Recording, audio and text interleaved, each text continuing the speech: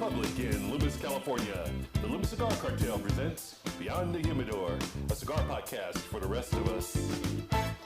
Hey, everybody, welcome back. Episode 49 of Beyond the Humidor. Scott Robinson with you here on this lovely morning when we record after a nice breakfast. And breakfast and I'm drinking Macallan. Sue me.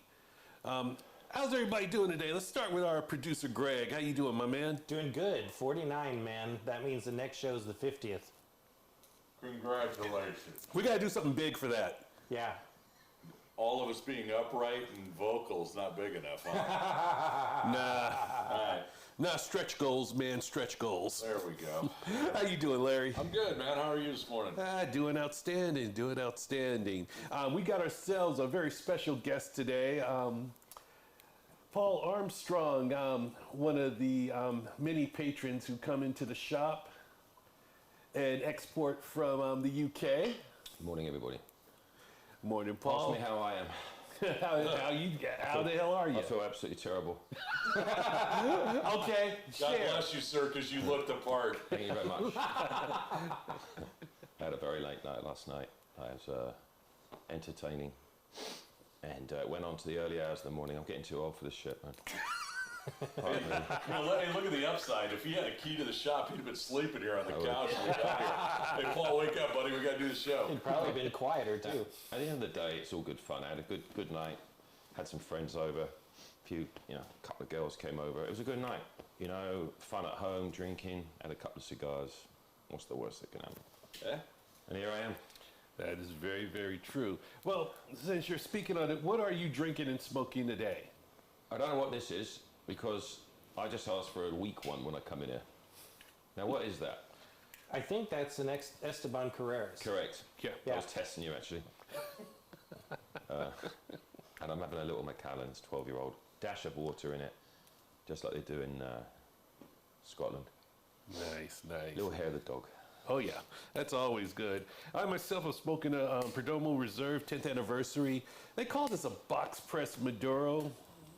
Okay, fine. It doesn't look box press, but hey, I'll buy it. Still pretty good.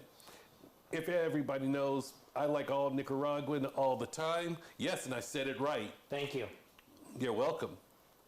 So, really good treat here. I like Maduros. This one is no exception. Some people say that a lot of Perdomos kind of swim under the radar a little bit. They're a little, they don't get the recognition they deserve, I think. I tend to agree. Yeah. I was reading some stuff on Half Wheel, and, some of the things they say about it is just like, yeah, it's a great cigar. And us in cigar ratings, I don't give them much stock. Half Wheel gives this an 88. I would go a little higher, but of course, my favorite rating system, one to take your ass to flavor country. I would give this probably just short of a 9, so probably like 8.99. It's pretty good. Or in the words of 3.7. Yeah, in the words of Larry David, pretty good. Who is that? Whose alarm is that? Apparently alarms don't work or work still when the phone's silenced. Slap the camera monkey. Slap the camera monkey. That was my pay for the day. Put the cigar out. You still get paid. Why did that sound ominous? Meanwhile, at the edge of the road, Grandma's in a ditch by the farm. Now, Jens, let me ask you a question. How long have you been doing this podcast for now? Let's see, we've been doing it since, was it 19 or 20? 19. 19. So around September of 19. So Wow. we've been into this about 2 years. And during the COVID period, did you keep it going, or did it? Yep. It kept going. Good. We That's did. Good. That's good. We had a small hiatus for about 4 or 5 months, but we decided to pick it back up and just go full bore. I think we started back up in November, Greg? I believe The that last was year? correct. Yeah. So we're coming up on a year of the restart.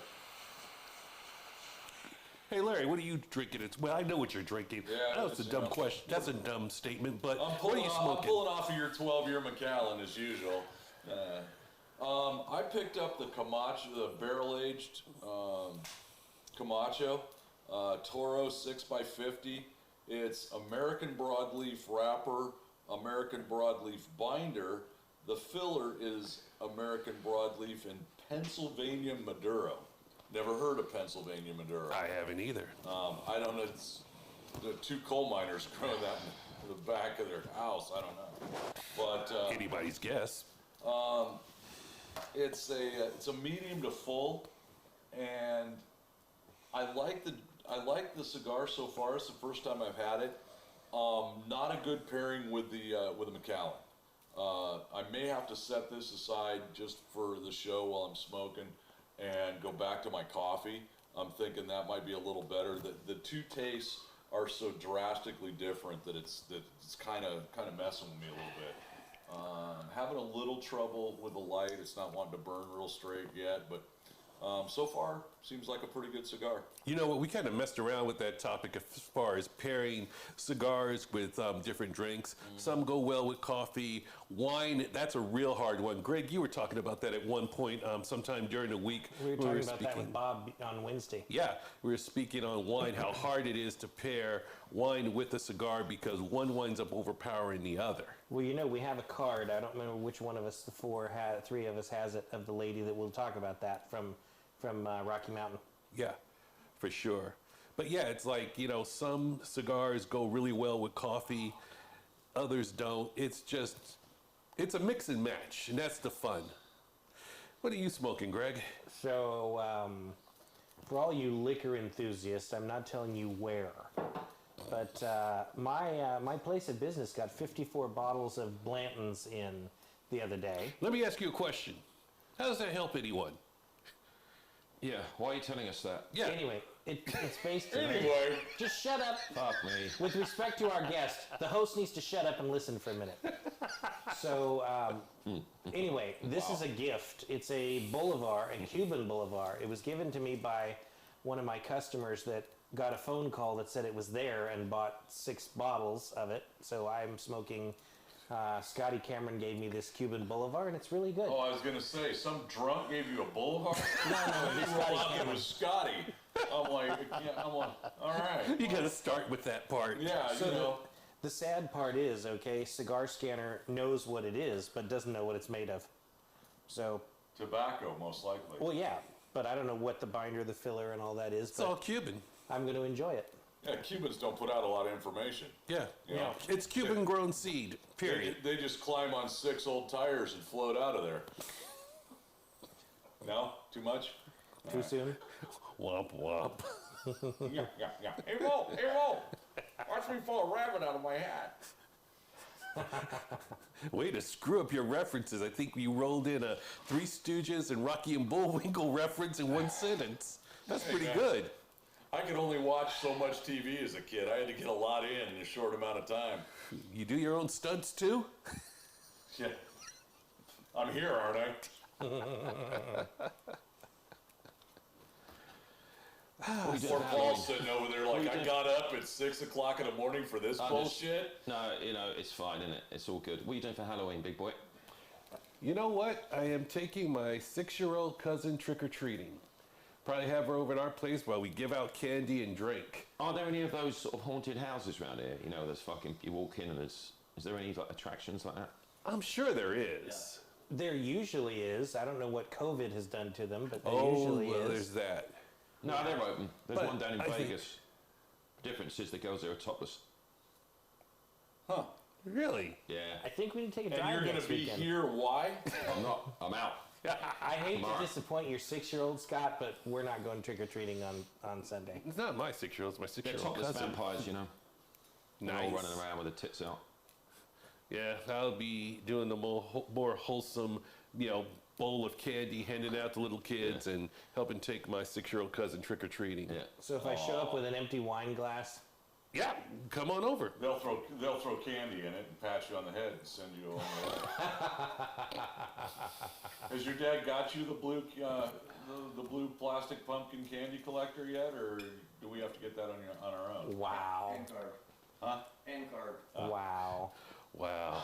That wasn't What? very nice. That wasn't very nice. I'm not a very nice person. Ask around. To all my friends with autistic children, I apologize.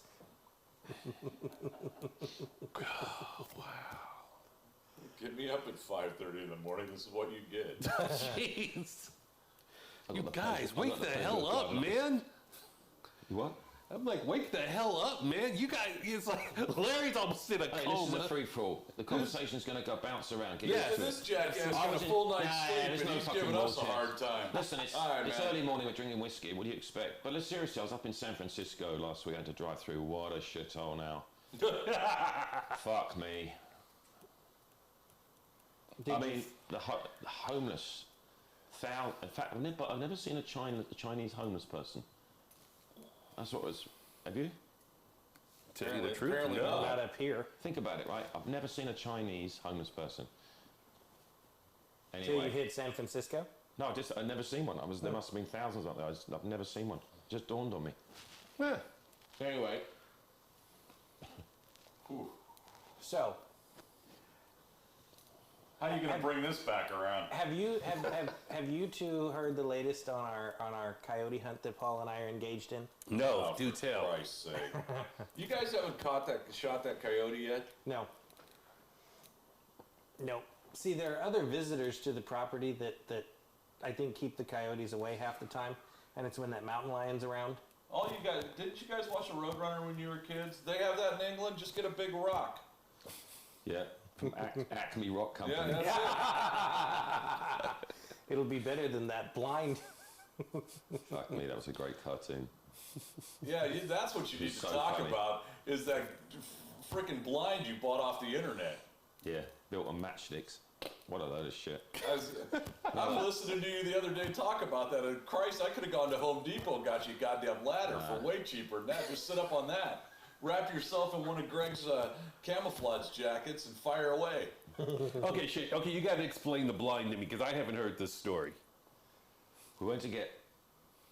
There's a deck where we sit and have cigars, and at night there's this coyote, and it's now during the day it's coming to threaten my animals. So the problem is it's quite high grass. So in other words, to get a clean shot, eyes on target, you needed some elevation.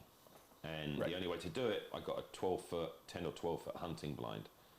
And the idea was that we'd sit up there and then we'd take this fucking thing out. Because it's coming, there's 25 acres at the back of my property and they're all coming in from the rear, these coyotes, right? Yeah. And eventually they'll just kill my livestock, right, whatever. But that was the idea behind it. So this thing was like 4 months on back order.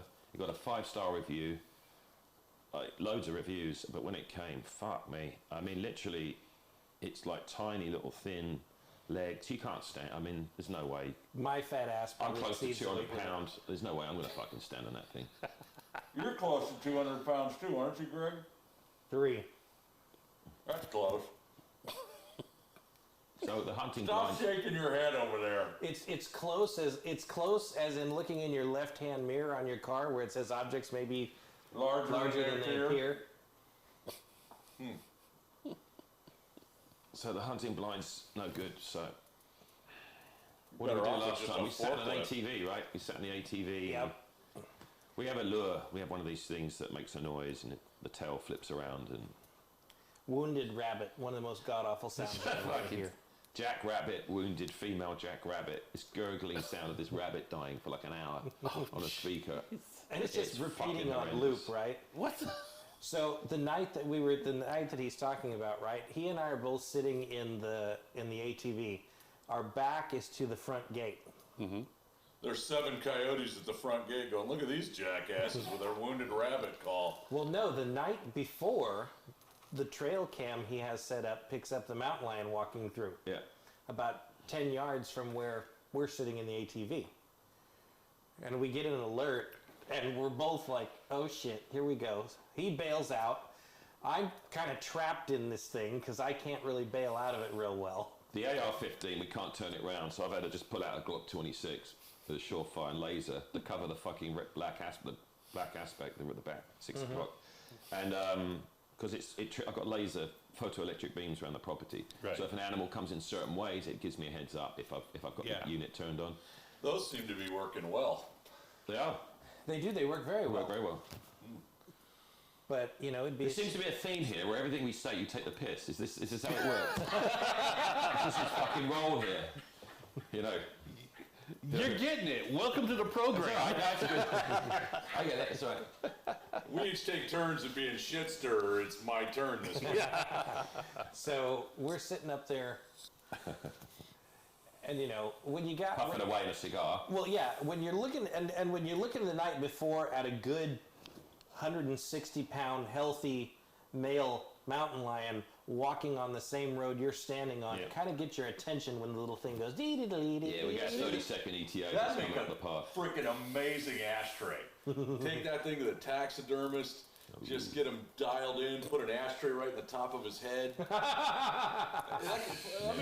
Paul's shaking his head. Paul, think about this, man. You could pose that thing, it'd be a footrest and an ashtray for your deck. Wouldn't shoot it, mate. Beautiful animal, wouldn't do it. The coyote, on the other hand, Yeah. but you have to understand, you have You'd to have to meet. shampoo that coyote first. Well, I'm yeah. just saying. Well, you have to meet the livestock. I mean, you've got Ronnie and Reggie, which are the two little mini sheep, English mini gold sheep. The look on his face. and you've also got the duck. What the fuck? I don't give a crap about the chickens. They're just livestock. All they do is make eggs. Everyone has and are livestock edible. around here. Otherwise, why live here? Yeah. Good point. You know, it'd be in fucking Manhattan, wouldn't I? I'd be in London. Want a There bit you of livestock? But then again, Larry, you had an interest in chickens once upon a time. You didn't also you? had an interest in four-legged animals we're too. back to that, are we? No. I'm not even giving you shit about it. It was Well, like, what happened? Oh, no, remember we when you went shop through for all chickens that, at man. Denials? Oh yeah, we went through all that, man. No, we weren't shopping for them. We were selling them. Oh, okay. Gotcha. We were kind of like a chicken pimp, if you were.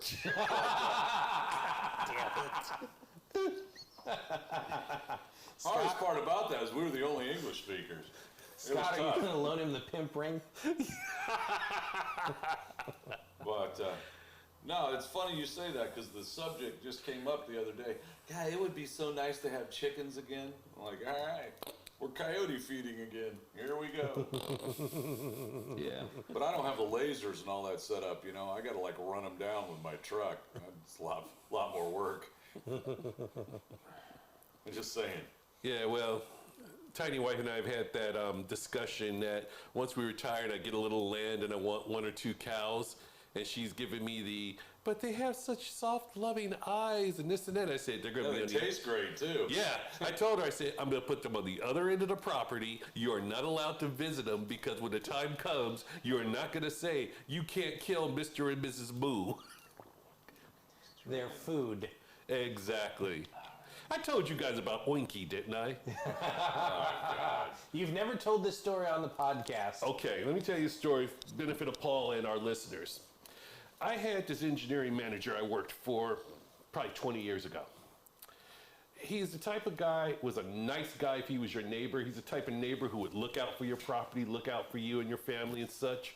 But as a manager, oh dear God, he was one of those who would come up to you and say, so what are you doing? You're talking a lot, but you're not, really putting out any work. Why are you hanging out at this cubicle talking, or, what did you do with your day? Micromanager, if you will. I managed to get around that, and I'll explain that later. But his side job was selling. Did you do blackmailing? Oh no, it gets better. I'll tell you about that go one. on. But anyway, see, he had 5 kids and a wife, and what he'd do as a side gig is he would be on these huge pieces of property he's trying to sell. Basically, a real estate agent for agricultural property. Right. So he lived on these for a while, and one day he got himself a pig. And the little kids were like, the oldest kid was probably 6 or 7. Right. So they're like, so what are we naming them, Daddy? And he says, we don't name food. Hey, wait a minute. What's that? This cat had 5 kids. The oldest one was 6 or 7. That's a Yeah. busy individual Yeah. for a minute. Yeah, that's one of those where you see like the back of the car with all the kids and someone writes, oh my God, get off of her. Wow. So, Talk about having a hobby. no shit. I think he needs more hobbies. But alas, when the time comes to slaughter said pig or hog, whatever the hell it was, he tells his wife to take the kids, put them in the house because they don't need to see this. And he's with this old crotchety son of a bitch, old farmer. He looks at the old farmer and says, okay, time's come. Do Oinky. This guy, being old school, says, your hog, your kill. So, my boss takes out this gun, puts it to the hog's head, BAM! Hog flops down. About 30 seconds later, all of a sudden, its eyes open and it goes, "Wah!" He had wad cutters in his fucking revolver. So it's like this hog like wakes up, gets up, and is pissed off and chasing him. And he's running around the house, gets to the front where there's this huge plate glass window. His wife and 5 kids are sitting there with their eyes like bulged out as he's sitting there trying to run and shoot at the same time as they're screaming, "Daddy's killing Oinky!"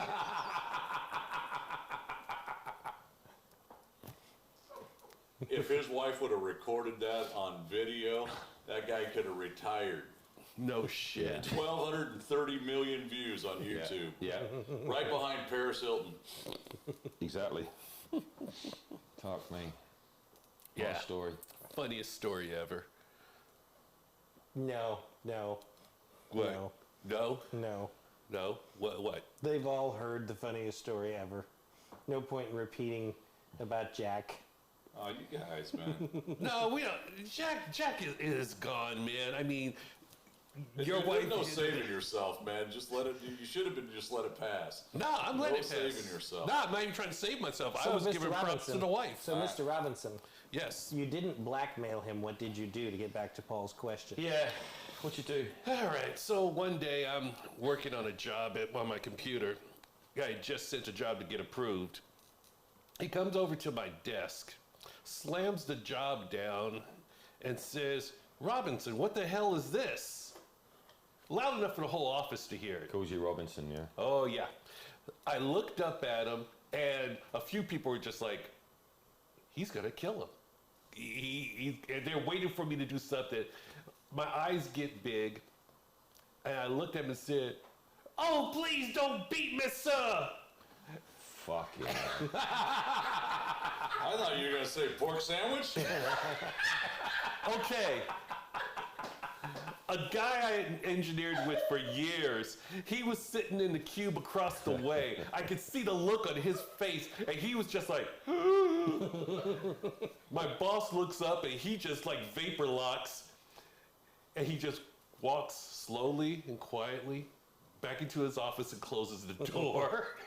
Is there any way to deal with a prick in it? Still shaking that bush, boss. Still shaking You're a that fucking bush. wanker. Doing my best, boss. Hey, I've been coming to this lounge, been here for about 7 months now. Yeah. I moved here from, I'm English, moved from Silicon Valley, wanting to get some land, and I was, miles away from home, and it's like, fucking hell, and I just stumbled across this place. But seriously, ever since I've come in here, it's been a home from home. And it's different, like I work down in Vegas quite a lot, and the cigar lounge is down there, and they're all pimped out, but this lounge here, there's something about, I don't know what it is, the atmosphere, or just the great conversations we've had here. Oh, for sure. It's been a game changer for me, we're really fucking 8,000 miles away from homeland and everything. It is like a home from home. It really is. I don't know what I'd do without it. In fact, if I left this area sold up, this is probably the number one thing I'd miss, this lounge. It's just a lounge. That being said, I did bring a young girl here once. Did you hear about the story? Here we go. We're throwing you under the bus again. Again, I sort of fell in love with this girl. I wanted to impress her. Oh, yeah. She happened to be in Vegas, and no fucking comments. I didn't say a word. You wanted to impress somebody and you brought him here. Well, there's more to this. There would have to He be. knows what's coming as well. You have our attention. She came, I said, come up. She said, I want to see how you live, and I want to go and see the sheep. And I said, yeah, it's all good. So she came up. We had a very nice weekend. And as we drove past the cigar lounge, to this restaurant, she said, oh, look, is that the cigar lounge you go to? Straight away, I started to get a bit nervous. Oh, let's go in. We went in. 45 minutes later, end of relationship. Apparently, it's my fault, too. Okay, didn't she come in? I heard about this. Yeah. Let me ask Tell a the rest question. of this. So there's a bit of a This is Okay, great. yeah. This is a bit of a warning, everyone's got their own story to write, but when your lady friend says, I want to come to the lounge, what's going on there? What do you talk about? I'm an adult. It's fine. I can jump in the conversation. I won't get offended. Huge mistake is what we're thinking. It is a problem. It's not because anything's inappropriate. It's just so. Greg, do you want me to tell this? I mean, it's a quick 20-second. Do I want you to tell the story? Only if you tell it properly. Well, here we go. Okay, Shots fired. Here's what happened. I'm sitting there. She's sitting here. I'm right here. Greg's there, and he's editing this podcast. He's on the laptop, you know, puffing away. She's like, oh, it's quite nice in here, and she's all dressed up. And she's showing a bit of cleavage, isn't she? She's giving everyone a treat. Yeah. So everything's going well. I'm sort of semi-relaxed. There could be one of like a million conversations which would just make, you know, could all go wrong. But and then she says to Greg, she's, oh, what are you doing? He's like, well, I'm editing this podcast. She's like, oh, right. What podcast is that? He's like, oh, we did this podcast. Yeah. And she's like, oh, great. And then he said, and I'm now sitting in the middle of these two, and I'm thinking, he said, well, actually, I've been talking to Paul about being a guest. And now I'm thinking, fucking hell. You can see my body's like this. And she said, oh, what would the subject be about? Now, at the time, I didn't say this. At the time, hang on. Clarify. Me and him were having a few drinks a few nights before, and we were just laughing and quipping. Because I'm English, the subject was going to be, what's the difference between, can I say banging? Yeah. Apparently. Banging American women versus banging English women, right? But that was the subject, right? I mean, no. And of course, I didn't think, and of course, that's what he said. We were going to bring him on so he can talk about the difference between banging American and English girls. Well, that was it. She just. But I didn't say that quiet. part. You did. I didn't. Yes, you did. I didn't. And then he said it, and I think Russ was here at the time. Oh, God. Oh, Well, that helped out a bunch, didn't it? I turned round, and she's just looking at me, and she's like, I think we need to talk. We need to leave right now. So that's it. Fucking cigar down. Everyone out. 2 days of shit from her. What are you doing in there? And Why it's do you keep my fault because I said something. I didn't say shit. Why would you talk about these things? How long have you... How long have you been thinking about this? How long have you been thinking about this? How was dinner? It's fucking terrible, mate. Everything was terrible. See, I had to ask because I'm a helper like that. Yeah, it's good to be a helpful beaver. So the point is this. The point is this, folks. I've been coming in here, 2 or 3 times a week for the last 8 months. Never been a problem. Bring the girl in. 22 minutes later, I'm out there and I'm just fucking. It's raining down on me. How can you do this? Why are they talking about serial killers when we were talking about the Zodiac killer? What sort of people are these people? Who's the fucking guy in the shorts? Russ. Bless him. Nice guy. Who are these people? I said, they're just people. Oh, God. Fuck me. But I think it's the sensibility that most lounges, a person, whether male or female, it doesn't matter. When you go into a place like this, you want to be yourself. Sometimes that means... Hey, Wow.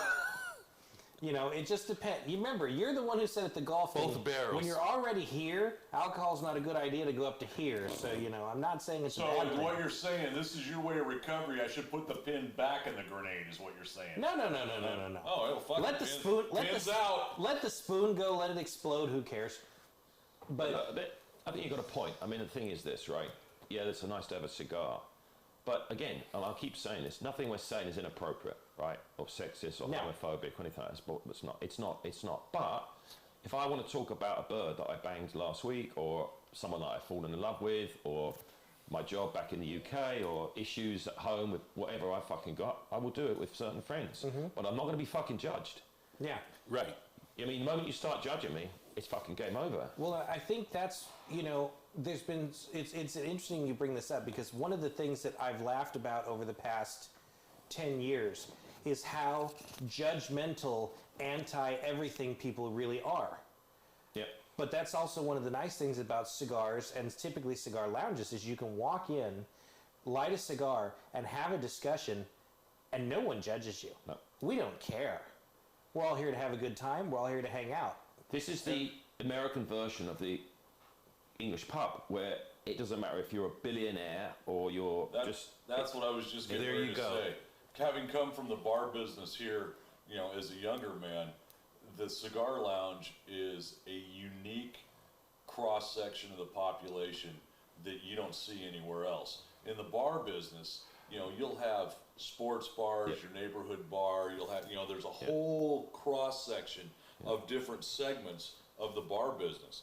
Cigar lounge is not that case. It's a cigar lounge. Yep. And you're liable to have, a journeyman concrete guy sitting next to a multimillionaire, and you couldn't tell the difference from one to the other based on the conversation. Because it doesn't matter. Well, that's the way it's supposed to be. I mean, you come in, you talk about life, and you enjoy your downtime with a cigar, a coffee, a scotch, a grape knee-high, whatever the hell it is that you're running your program with, and it shouldn't matter to anybody else. And again, as a sort of, outsider, and only from the Valley, Silicon Valley, but also English, I've been made to feel very welcome here. Although I did upset a few people when I first came in here. Because Pete said to me, because my neighbour smoked cigars, and we were smoking on the deck. I go, where'd you keep getting these fucking cigars from? He's like, well, there's a place in Loomis. I'm like, where the fuck's Loomis? Anyway, I found the plan. He said, whatever you do, when you go in there, don't ask for a cigarette. He said it's 25 years in the making, this fucking place. There's people that are like set in stone there, legends. He said, don't go in there and start saying that. And he said, yeah. So I burst in the door one day, dressed up in some stupid jacket like this. It's like, good afternoon, gentlemen. Do you sell cigarettes here? The whole fucking place just stopped and looked at me. And then I said, is this the Joe Biden Appreciation Society? Fucking just looking at them like that. Wow! The accent probably is the only thing that saved you at that point. Yeah, but one of them said, I know who you are, you're Pete Rubino's neighbour, and it was all right. And since then, it made me feel very welcome, but you got to have a laugh. But there's times I've come in here, and you have as well, where I just sat at the back in silence with a cigar, half an hour, and I walk out as calm as a fucking field mouse. Chilled out, and that's what it's all about. Yeah, for sure. And it's funny, when I house sat for you a month or so ago, since Pete's his neighbor, right? Well, the magic little alarm box goes off. It's 9:30 at night. And I'm like, okay. So I go walking out. I open the slider because his dog, when this little alarm box goes off, the dog goes nuts. He wants to go outside and get whatever it is. So I go, okay. It's either mountain lion or Pete, huh? It could be. Could be a skunk, could be all kinds of fire things. shot either way, right? It's a lottery. Yeah. It's good fun. Yeah. So I open the door, let the dog go out, and I walk out. Of course, at this point, I'm armed because there are things that will kill me if they get the chance. So I walk outside. I'm standing on the deck, the front deck, right? And I hear this, hey, Paul, which I ignore because my name's not Paul. Oh, wait, hey, Greg. Hi, Pete. And then I hear this, shut the fuck up. Dennis and Jim are on Pete's patio having a cigar. Yes, Jeez. it's like we just shout to each other. Yeah. Come over and it's great. And what brings us together? Cigars. Yes. It's fucking great. And then the fun of, sitting on which these two haven't experienced yet, but sitting on your deck, watching the sun go down, smoking a cigar. Can't be beat. It is nice. And You left the whole pet and sheep part out, coincidentally. Okay, so about Ronnie and Reggie. These two little mini sheep, to put it in context for our listeners and our viewers, are the size of a Labrador. They're little. Hold that thought. Where does one acquire these sheep? they're English mini dog. You get them anywhere. I got these from Auburn. Okay. You have to go on a waiting list. They're sheep, but they've got like smiley faces. They're fat little cartoon sheep. You realize his wife listens to the podcast, right? Let the man finish. Let the man finish. Nobody's asking you yet. We'll talk after the program about said list. So- Continue on there, Marianne. So he's right. They have these goofy little smiles. They look like they're permanently stoned. Huh. So Reggie, particularly, will walk up to you when you're sitting on the deck. After he's had his fun of shoving everything he possibly can off the deck, he walks up to you and he lays his head in your lap and he wants to be petted, like a dog. They're bottle fed and they're lambs. Yeah, they're just like dogs. And then he also likes this. You take a good drag, Yeah, he loves to smoke. blow it in his face, right? And he just goes like this Yeah, and inhales. they love it. They love the cigars. It's weird. and they're just, they're nice little pets. We're missing out. Oh yeah, missing out. That's what I was thinking. well, simple things, guys. Yeah, simple I things, got you. Hey, we could have recorded this podcast on his deck, and I could have brought the generator. Huh? Sure about the sheep? Yeah. Now they Hey, shit. they're small, man. Why don't you bring the sheep to the shop? They shit They everywhere. shit. They just unload Sheep shitloads shit of in the pellets. shop. Say that 4 times It's fast. better than the usual bullshit that's spread around in here, right? Yeah. We're ankle deep in sheep shit, folks. It'll be fine. Let me ask you a question. Do you ever get people, you must do, right? Silly question, but I'll ask it. Do you get people that come in here and just talk complete, they lie? Yes. Yeah. Like Walter, Oh, yeah. Like Walter Mitty's, right? I mean, we can all embellish stories for fun, Hey, right? hey, But what was the guy that landed the? Yeah, that guy. We'll just say that guy. That guy. We had an individual come in about 6 months that he stayed in here, and then I think the FBI moved him. Oh, But serious. This cat was whack. he starts off with he was an entry-level officer, like a lieutenant or a captain or something in the military. By the time he was done 6 months, it went to a colonel. The scary part is we have several full-bird colonels that come in here, and they're like, no fucking way. He landed a B2 or B1 Lancer on an aircraft carrier. He was, for those of you that have seen Roy on our video, big 6'5", 350-pound Korean. Well, this guy was that big, but not that tall. And he's like, yeah, I'm a pilot, and I get in the military cockpit. I got news for you. The only cockpit the military has big enough to sit this guy in was a C-130. There was no way in hell he was getting in anything else. And all these different stories. He came in one day and said, I just bought 26,000 gallons worth of fuel for my helicopter.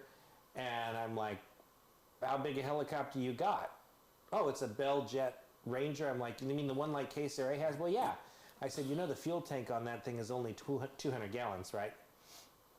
Hey, somebody at the aircraft gas pump made a shitload of extra money. No shit, right? And then he was trying to explain that it was $60,000, and I'm like, wait a minute. I said, aviation fuel, avgas, is only $4.65 a gallon. Well, how do you know that? Because I have breakfast every 2 weeks at Auburn Airport, and the sign is right there to be seen. Clear as day. it's interesting though, isn't it? And you get the same thing in English pubs, of course. People but they're drinking, but that is bad. And here's the thing: in this place, there's a lot of fucking experience sitting here. Now, Yes. I've experienced in military and the Scotland Yard, but there's guys in here, and when I come in, I shut the fuck up. There's a few old boys in here that are ex-Vietnam, and I just shut the fuck up because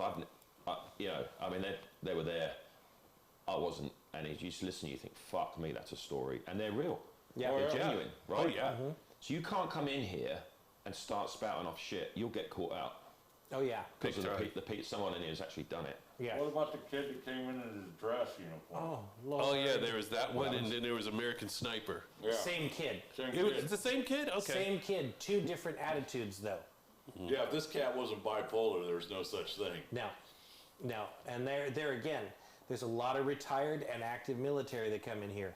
You gotta know. You gotta be able to read the room. Yeah. Yeah, we've said that many a times. The whole idea of reading a room, and like you say, you played it right. It's basically you come in here, shut the fuck up, and just read the room and see what's what. If you don't think you know what you're talking about, you can even preface with, "Hey, I'm not sure," because hey, I've been called out on being wrong before, and it's been one of those. Really? Okay, dispel that for me and move on. But trying to bullshit your way through this place ain't gonna happen. Yeah, it's better just ease into it. It's just the Walter Mitty thing, isn't it? It's just trying to pretend there's a difference, right? Like, I can sit with Roger. Roger, what was Roger's trade? Was he a nuclear... He was a nuclear physicist. Right, clever as fuck guy. Oh, yeah. And we've had great conversations. And obviously when I'm listening to him, I'm like, it's way over my head.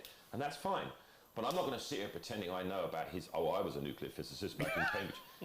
It's just not going to work, you know. And I like the other one is like with your experiences. There is no one in this shop that has a frame of reference that you do. Because if you look at American police work versus the UK, they're two different things.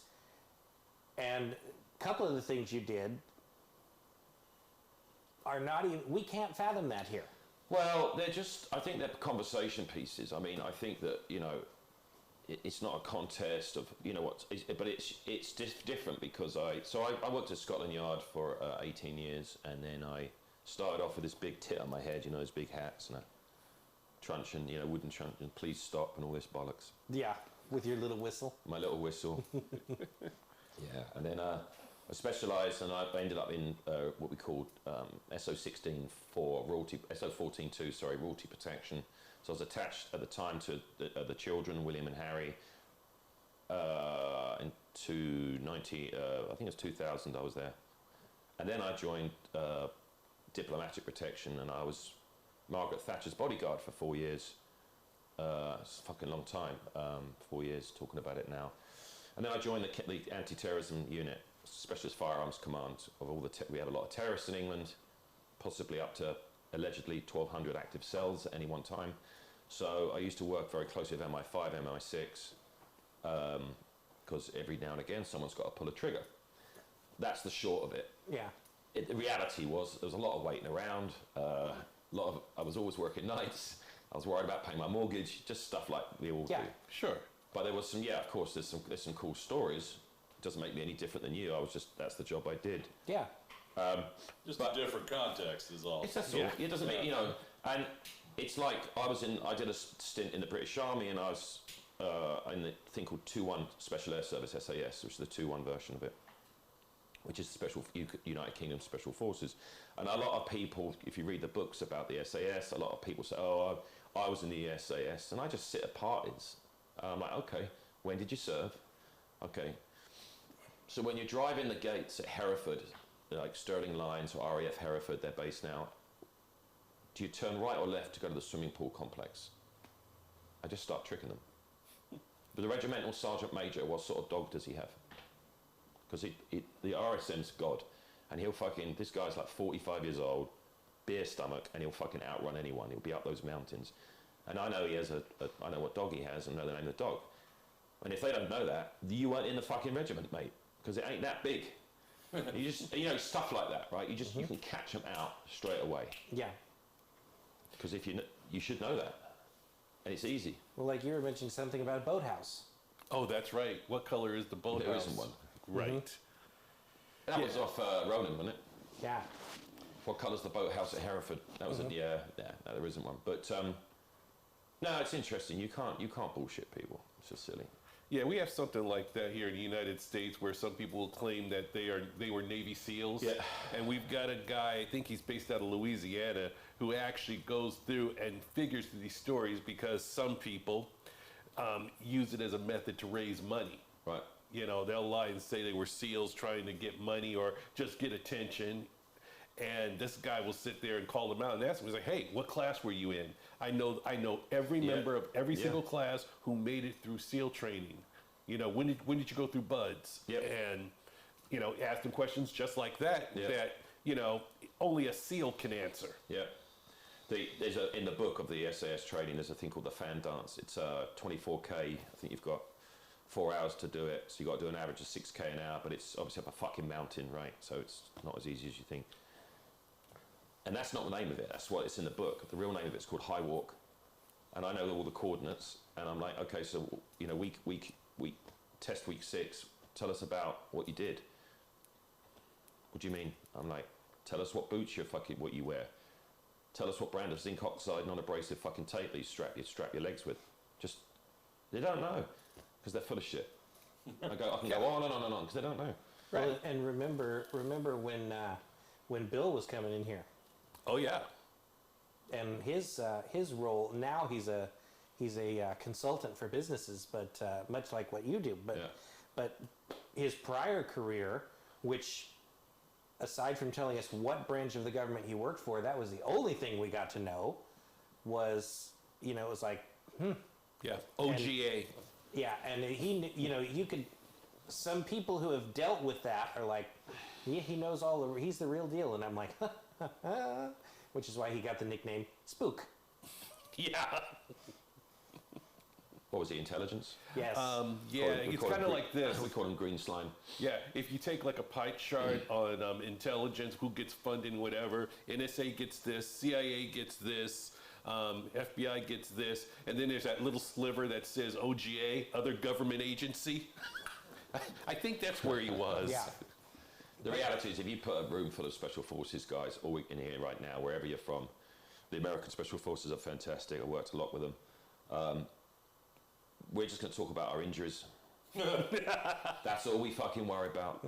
What are you popping to get, not coproximal or whatever, hamstring, fucking arch injuries, your toenails all fall out, which is good, you don't get blisters.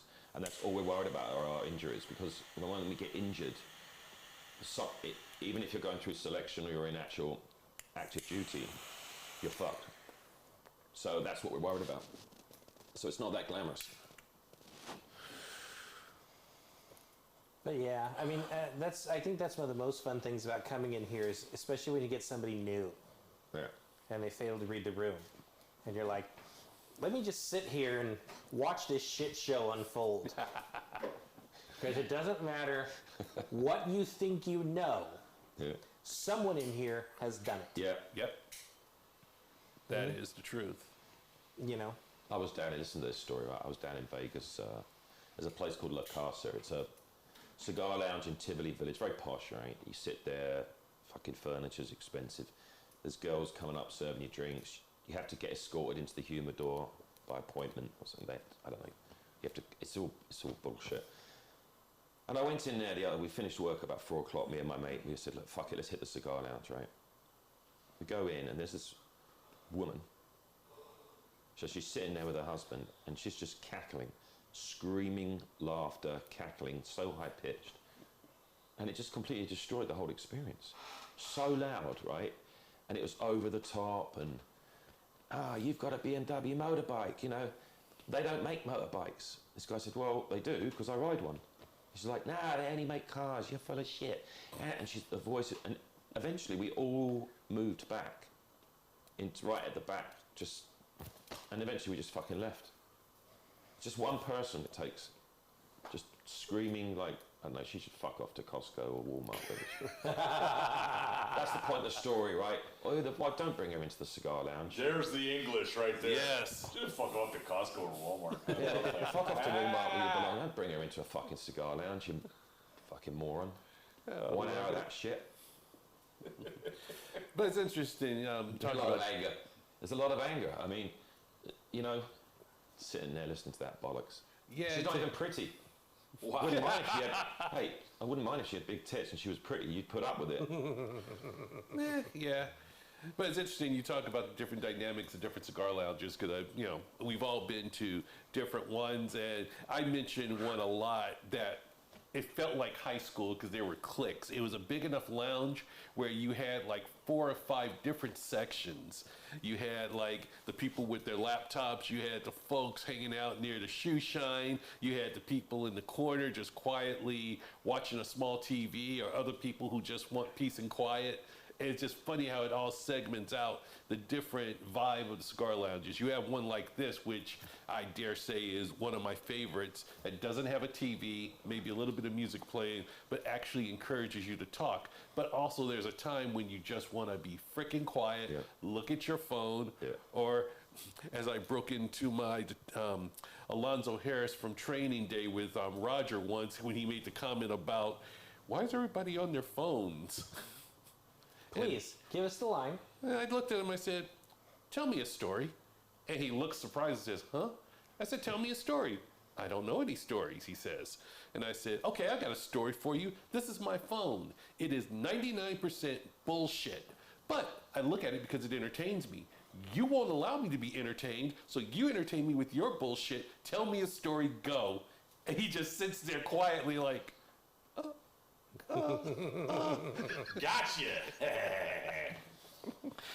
Thank you, Denzel Washington. Yeah. That's it. Denzel Robinson. Nah, not quite. Good name, though, isn't it? I'm flattered. Denzel Robinson. Yeah, I know. It's a fucking great name. So we need to get a hold of all of his shirts and have your embroidery later put Denzel under all the pockets. No, just D. Robinson. Now, What's the D stand for? Dick. I'll tell you in a minute. I didn't say that. I want that to be clear. That's why I'm looking at fucko over there. We gotta do something about the lighting in here. I'm getting a terrible glare. Oh, so sorry. I'll polish it better next time.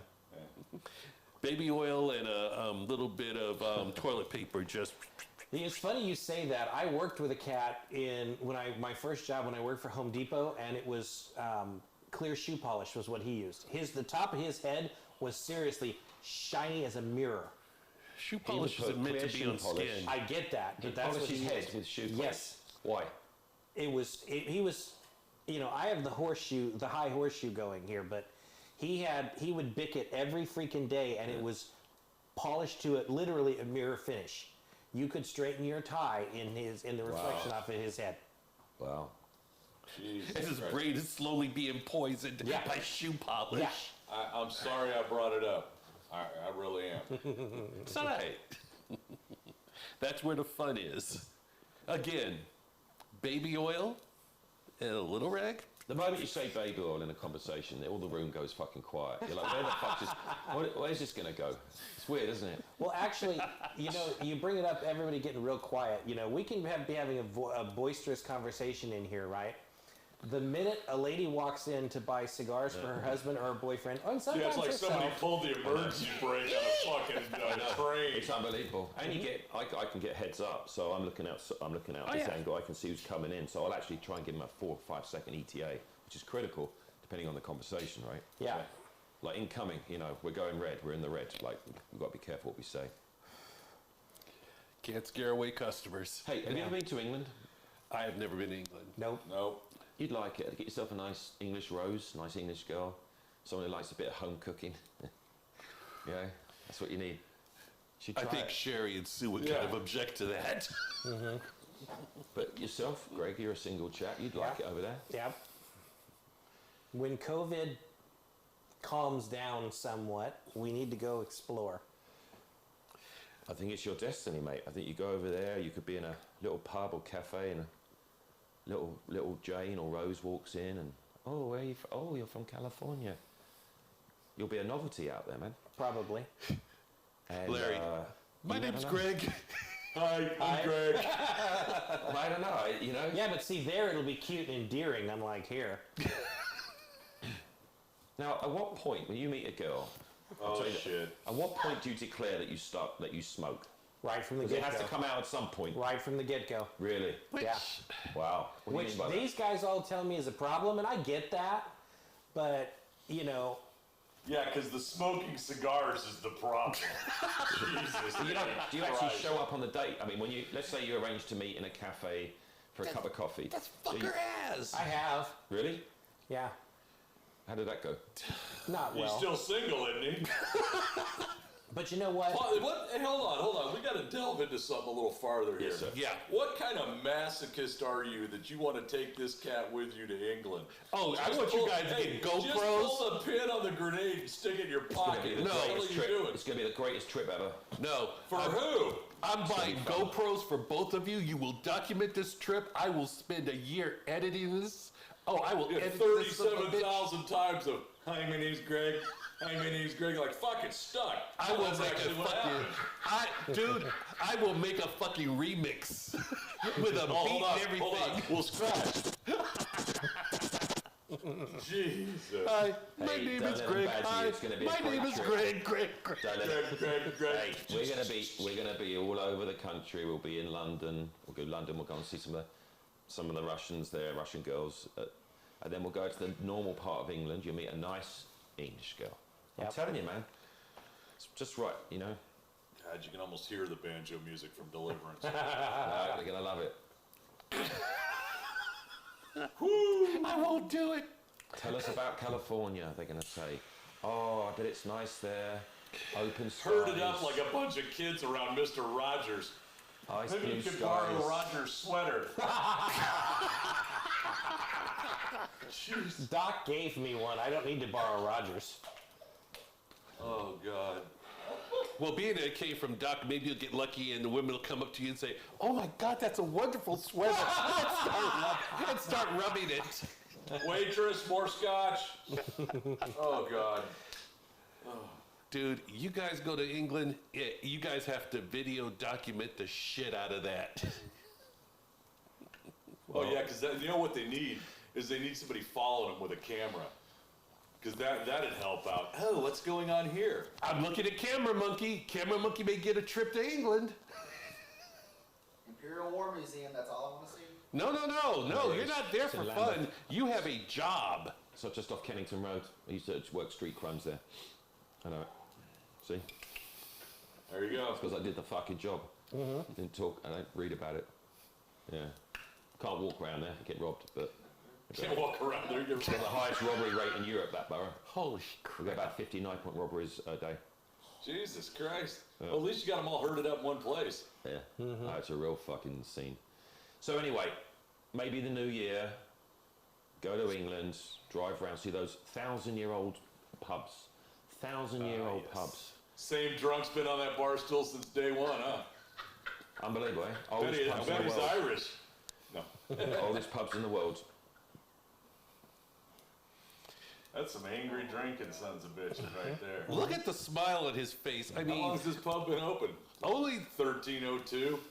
only the folks who are benefiting from watching YouTube can see the smile on Greg's face as he thinks about going back to jolly old England. The only smile I've seen larger than that is when he was talking about Margaret Thatcher. Maggie. Wouldn't that be? But see, that's where Paul and I and Roger were sitting on his deck one night back there, and that was one of the conversations we were having. Is who would you want to meet? And a lot of it, even for both Roger and I, was different PMs from the UK What to did just Roger sit and say? talk to Hitler? different Hitler? time period. Hitler. I'm glad you said that, so I had to ask Wait, you. what? I'm sitting here, I'm waiting. I'm like, I shouldn't throw this out here. Fuck it, yeah, it went quiet. But then there was, Herman Goering, you know. Churchill and Thatcher and even smiling Tony Blair, to talk to them about the different time periods and what they went through. But it was fun. Yeah, it's Hey, interesting. is there like some kind of bell or alarm or siren you can hit on that thing to wake the audience up now? Jesus. People are like, I don't know what the hell they're talking about. Turn this off for 5 minutes. This is so sad.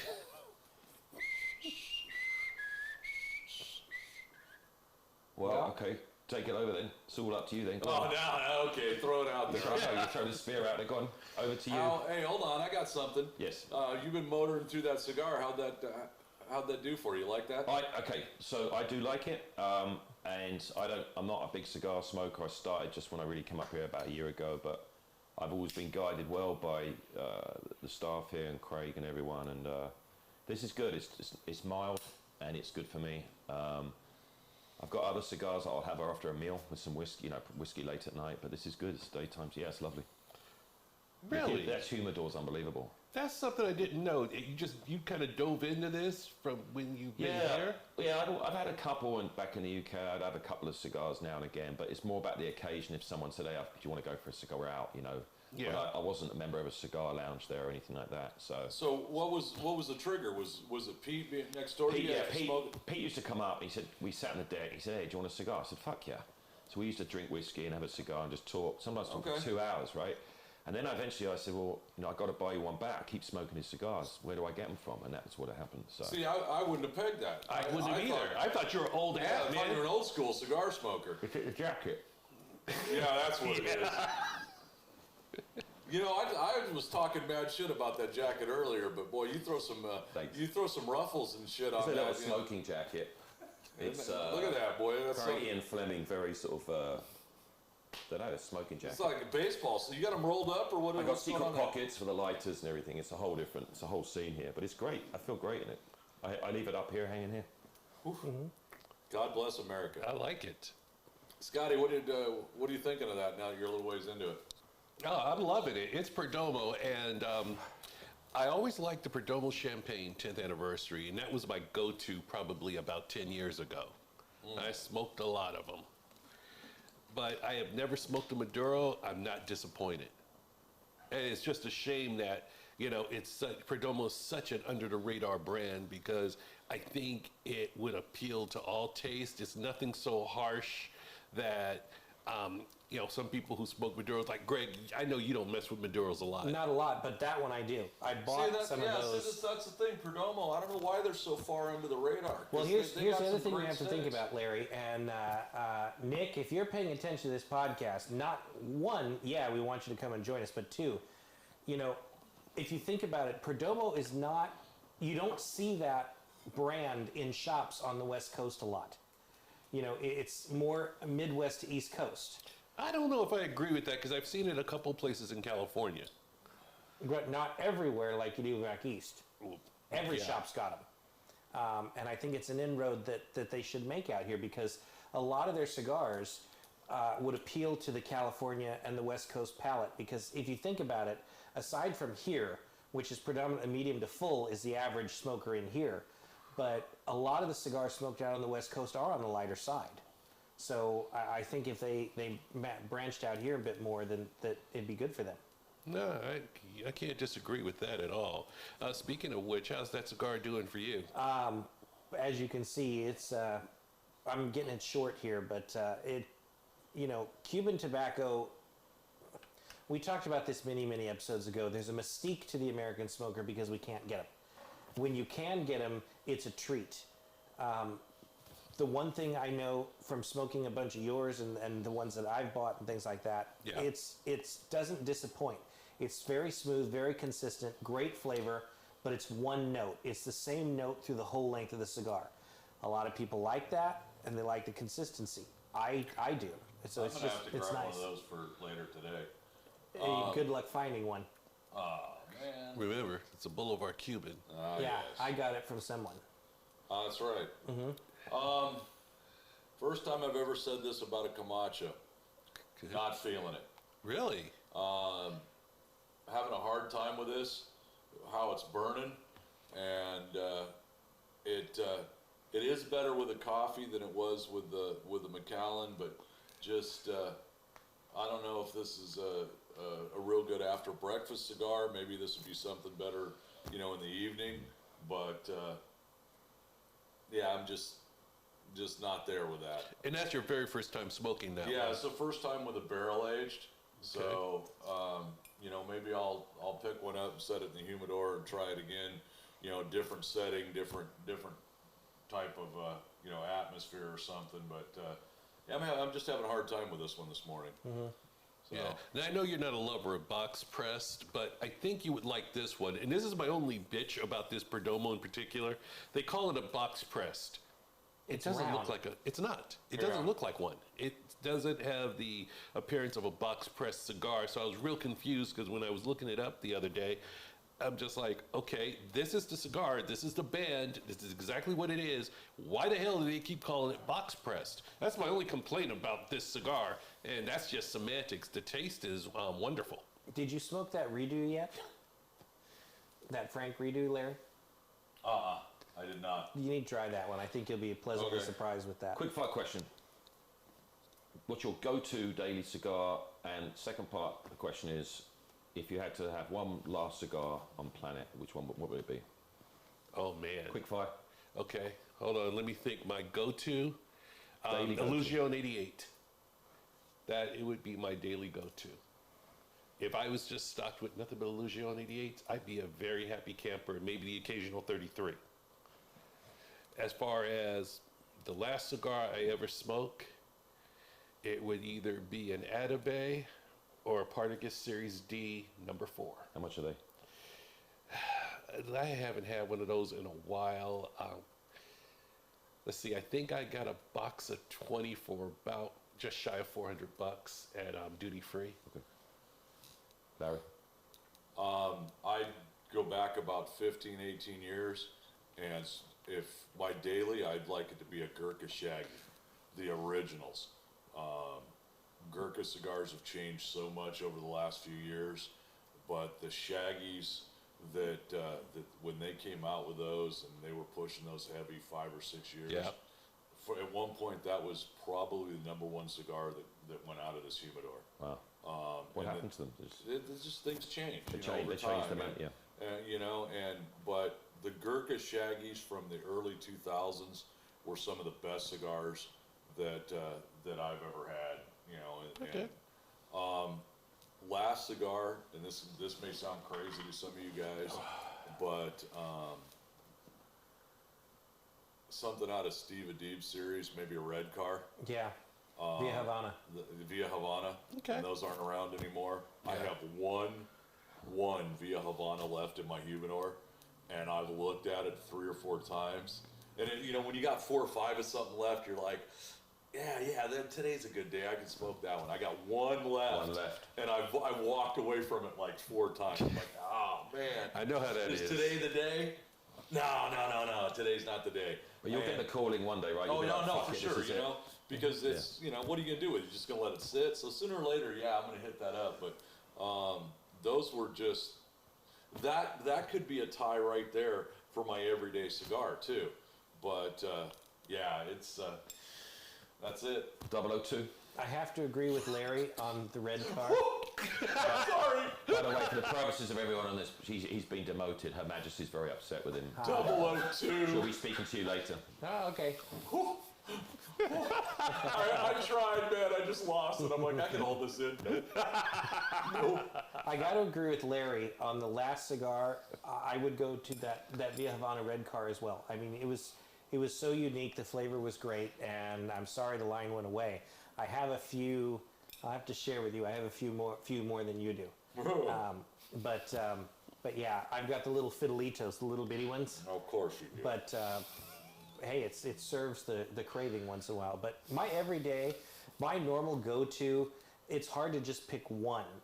If I had to pick one, it would be that Oscar Valadares 2012 Barber Pole. Oh, that is yeah. an amazing cigar That's that I sensational. could smoke every day and not get tired of it. And it's funny you brought that up.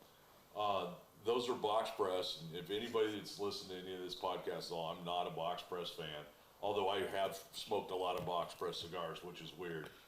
If there were no other cigars available other than the 2012 line, I'd be fine with that. Mm-hmm. When you say you're not a box press guy, is it just the feel of it, or is it just? Yeah, I don't know. It doesn't feel like a cigar to me. Yeah. When I'm holding it, when I'm smoking It's it, different. just Yeah, doesn't. I had one the other day because someone gave it to me. It was nice, but it doesn't. And I've had You feel don't quite get to right. roll it across your fingers. Part of the part of the whole thing. And if you watch me, I'm doing this when I'm talking, when I'm smoking. That's part of the experience for me. I've had some amazing cigars in box press, some amazing cigars, and it's just I don't know how to explain it. Well, Scotty boy, pass us some of that McCallum, mate. Just have a top up if I may, of sir. course. Just a little top up. Now, There you let's go, my go friend. back to another one for a minute that I gave you when we were at that charity golf tournament, that CLE Corojo. That was a great cigar. That was a great stick, I'll take a too. little bit of that. Yeah, man. I don't want to see you drink alone. Yeah, they all. But that's where... I don't know. Nostrovia. Chin chin, as they say in Saint Tropez. Pup and taco. Hey now. Cheers. Okay, just Chin, on chin, just chin. a side note. Yes. Everyone can see that we're getting kind of low. I think it's about time to buy one. I don't want to do the panic I did about 6 episodes ago. Yeah, that was Scott an was running out of hysterical here. one. It's 6:45 in the morning to go to the Rayleighs down the street. I would have loved. Talk about following somebody around with a GoPro.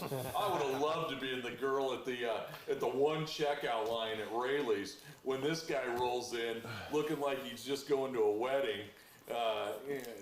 Wedding singer here, and all he's buying is a bottle of Macallan and some chewing gum. I didn't buy any chewing gum. I was trying to help you out, man. No. I'll tell you, a great single malt is that Dalmore Cigar Reserve. Yeah. Now, it's expensive. You can't do it every day. It's about $250 a bottle. I brought a bottle in here a couple of months ago, and it's a full single malt. So I'm saying it's 18 years maybe, but it's Dalmore Single Malt Reserve, cigar single malt, and you've got to have it after a meal with a cigar, at night. It's the full Monty. It's fucking fantastic. You're a single malt guy, aren't you? Yeah, I mean, yeah, my old man used to be, and yeah. Well, then we got to get you on board. This next week, Hogback out of Denver is coming through. They're coming down to get oak barrels out of Napa, and they're going to gift us a bottle of their single malt for us to review on the show. Oh wow! So that might be something to get you back on board. Oh, for sure. Are you going to put it up against? Are you going to put it up against like Oban or Dalmore? Or are you just going to just drink it? No, we want to. We just want to feature them. You just feature the product. Nice. I'm not sure when they're coming through yet. I just got a text from Catherine yesterday, day before. I don't know, but yeah, I'm going to reach out to her here this weekend, see if we can pin down. Appreciate that, Larry. That'd be great. Yeah, that'd be But sweet. yeah, I'm really excited to try this. They're really super great people, and looking forward to talking to them. When I'm a little more coherent. I'd had a little bit to drink up there at Denver, and A little bit, you say. hey, take it easy, take it easy. So yeah, it's. I think that's going to be a cool experience. Looking forward to it. Again, I'll say you were easy to manage. So I know you weren't like 5 sheets to the wind, but you're probably about 2 sheets to the wind. But you were manageable. Thank you, I appreciate that. I still love Here it comes. the pimping moment. Oh, yes. We've done that twice. I know. You're a legend, man. You got to face it. That made you a legend. I'm either famous or infamous. I get those two words confused. So I said something before the podcast here. I got to back my phone out, or I'm going to screw it up and not say it right. Something came up in my memories on Facebook today, and it's a quote from Jack Nicholson. The only way to break a bad habit was to replace it with a better habit. Jack Nicholson explaining why he switched from cigarettes to cigars. My man. And that's kind of how I ended up on these full times. I used to be a leaf tobacco chewer, and I worked graveyards, and I chewed a lot from the time I got up at night to go to work all the way through. Yeah. And 3 bags of Levi Garrett every 2 days. Yeah. Larry, looking at you, I just don't see that. Oh yeah. I could just imagine Nicholson saying that as well. Now he'd be a great guy to sit and have a cigar with. Yes. Oh, Yes. And we're going back again to this reminiscing, but Churchill, when we sat on the deck the other night, because I was saying to you, I know he smokes Churchills, but what does he actually fucking smoke, right? Romeo and Juliet. Right, predominantly. okay. How many did he go through a day, do we know? His habit was roughly around a box a day. So 20. No, it wasn't, was it? Yeah. That man was the epitome of cigar smoking. He would have a cigar lit from the time he woke up till the time he went to bed. It didn't matter if he was in number 10, if he was in Buckingham Palace, wherever. He had a lit cigar everywhere. It's interesting. I was with Tony Blair for 3 years when he was PM, Prime Minister, and at one point we go to the House of Commons and the Prime Minister does his speech, and it's televised now. But I remember we walked him in there, he did his thing, they sort of shouting at each other about politics. But as we just walked in the chambers, there's this, it's obviously Palace of Westminster is a very old building, obviously with Big Ben. And there was this wall, and there was this brass, well, it was an ashtray really, but it was a plate on the wall, and then a little ashtray. It's all brass and old. And I'm looking at this, and I'm saying to the guy that runs the place, Sergeant at Arms, I'm like, what's this doing? He said, well, that's where Churchill would stump his cigars out just before he went into the house. He'd throw his cigars in there, and this fucking thing is still there. It's amazing history. Wow. This bastard's fighting Hitler. He's under all sorts of pressure, and he's just smoking through these fucking things. And that's it. The plaque was still there. I was just looking at it. Okay. And if you want to watch a great movie, it was The Darkest Hour. Gary Oldman plays Churchill. And the one of the amusing points about the movie is Gary was hospitalized from nicotine poisoning because he truly, as you know, he's a chameleon and a great character actor. He became Sir Winston, and not being a regular cigar smoker, gave himself nicotine poisoning because he truly embraced it and was smoking Cuban Romeo after Cuban Romeo. It was $30,000 budget just for the cigars. Wow. And he spent a week in hospital. And he's the sort of bloke, as you say, he would actually smoke the fucking things. Yeah. Because it will adjust his voice, get a little bit more rasp. You know, you've got to do it, right? Yes. And it also has a good effect on you. It does, has a good effect. Well, good luck to him. Yeah. I hope he gets better. John Candy would have made a great Churchill. Yes. What? Well, No, just a thought. Didn't know he didn't do. I was John thinking Lithgow of another did too. movie, but no, it's not him. And the door will be rattled in 3, 2, 1. John Candy, he was great when he, what a talent. I Yes. love watching his films. Fucking hell. Oh yeah, John Candy was great. He was, wasn't he? Yep. Don't make him like that anymore. no.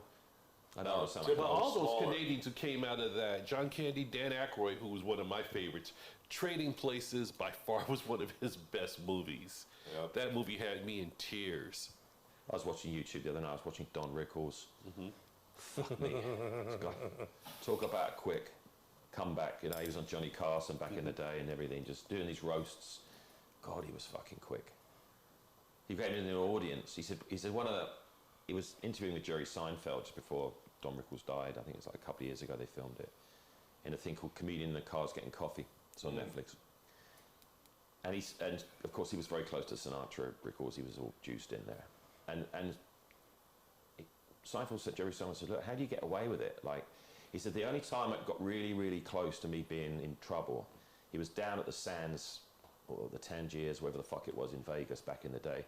And he goes on, and in the front 2 rows are the top fucking mafia guys from New York, Kansas City. They're all there. Sam Giancana, they're all in the front. So he's just coming out with these cracks. And he turns to one guy. He said, I'm not going to mention his name, but he's one of the most vicious, feared mafia killers at the time. And I looked at him and I said, good evening. He said, is this your wife, sir? And he went, really? Nice to see you. He went, Jesus Christ, what a moose. Nice to see you. And this guy just fucking looked at him like that. And he thought I've overdone this. Just a little.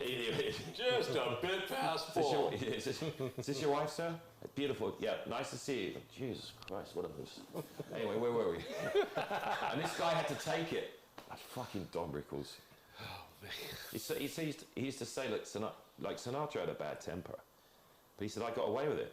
I used to say to me, he said, is Sinatra in the audience? He said, Frank, sit down. It's over for you. It's done. You're done. You're washed up. It's over. Sit down. Shut up. And everyone used to laugh. And Sinatra's just sitting like that. But he never did anything. So they loved Don Rickles. Again, great comedian. Mm-hmm. Who do you watch right now? What's your top comedians? Like Bill Burr? Or? Bill Burr by Bill far. Burr. Yeah. Bill Burr, I'm a Dave Chappelle fan as well. He got some shit recently. Oh, he got big shit, and I'm glad That that they're not transgender backing thing? down. I'll just say that right now. It's the stage of comedy now is pathetic. You can't say anything without hurting someone's feelings. And I mean, I grew up on the likes of Richard Pryor. My dad had Richard Pryor records, and they'd be upstairs. I'm downstairs playing the record really, really soft. I know I'm getting my ass kicked if they catch me listening to Richard Pryor, sitting there giggling, don't even get half the jokes. Just Richard Pryor, his mannerisms and his voice were just, funny as hell. You had Pryor and then Murphy following that. Oh, I'll go further back. Sam Kinison. I'll go further back than that. Red Fox. Oh, Red Fox, yeah. Godfrey Cambridge. Dude, That's another cat. They couldn't put Red Fox on live TV. Oh, no. They're like, this is no way.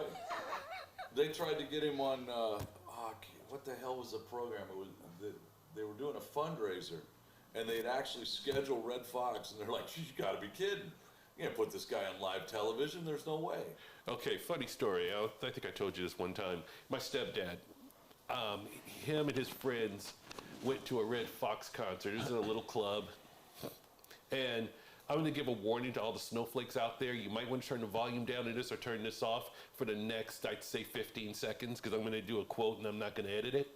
So they come in late and, of course, stupid enough to try to make their way to the front row. Red Fox is in the middle of his set. They're trying to get over to the front row. He stops his set and just looks at them and says, just like you niggas that come in late. And the whole club just launched into laughter. Oh. I mean, he was dirty. I mean, he'd say whatever was on his mind. Sanford and Son was nothing compared to hearing him live. Read some of the backstories on Sanford and Son, man, and having to control him, and you know, half the cast was pissed off at him the whole time. Oh, yeah. Because he just, you know, that was the mildest they could get out of him for what they put on TV for Sanford and Son. Now, He just light those people up. Oh, yeah. Oh, man. I don't know how true this is. I don't know if this is urban legend or not, but the theme to Sanford and Son was done by a couple of cats who were on acid. That's how they came up with the theme for Sanford and Son. I don't know how true that is, but okay. We don't have any comedians coming here, do we? Not often. We have a couple people that come in that don't know they're comedians. Amen to that. It's a different. I've heard a lot of comedians are sort of quite depressed people, aren't they? Or they're, they quite introvert. Robin Williams would have been the poster boy for that. I mean, he was going through a lot of pain. I remember watching an interview with Larry King once, and he was talking about coming off his drug addiction. And he said, I'll never forget this quote, but he said, my addiction and my depression, it's like standing at a precipice and someone whispering in your ear, jump. Continually. I mean, it was just painful to listen to. I mean, that was a cat who was in a whole lot of pain, but extremely talented. When he did the series Mork and Mindy back in the 70s, people used to get pissed off at him because he would go off script. Yeah. A lot of that, what he was doing was not scripted. He would just go off, and it used to drive Pan Dalber and the rest of them crazy. And then you put someone like Robin Williams together with the cat who played his son. Was it Rickles? No. Or who? Jerry? Oh, damn, I cannot remember his name. I know who you're talking about. Yeah. It wasn't Rickles, but it was another. Jonathan Winters. That one. Jonathan Winters and Robin Williams together was, great. Well, then you watch what he can do. Is talk about going off the script. What he did in like something like Mrs. Doubtfire. Yeah. Oh, yeah. That 60% of that was just him doing his thing. Yeah. And Talented, loved by everyone around the world. Yeah. Mm-hmm. Famous, rich, not enough. yeah. Yeah. Definitely some talents there. How much longer we got? Gonna roll out right now. Well, thanks there, Captain Obvious. Well, apparently, the scotch is almost empty, but the cigar nut's the nub. But according to Greg, our producer, it's about that time. So, hey, I want to thank our audience out there. And on behalf of our guest, Paul Armstrong, Greg, Larry, and myself, thank you for listening. Check us out at LumaCigarCartel.com. Like and share us on Facebook. Check us out on Instagram. Don't be a stranger. Let us know you're out there. Drop us an email or an instant message. I'm Scott Robinson, and on behalf of all of us here at Beyond the Humidor, we look forward to chatting with you on the next episode, the Big 5-0. So until then, enjoy, stay healthy, and good smoke, good drink, and good life.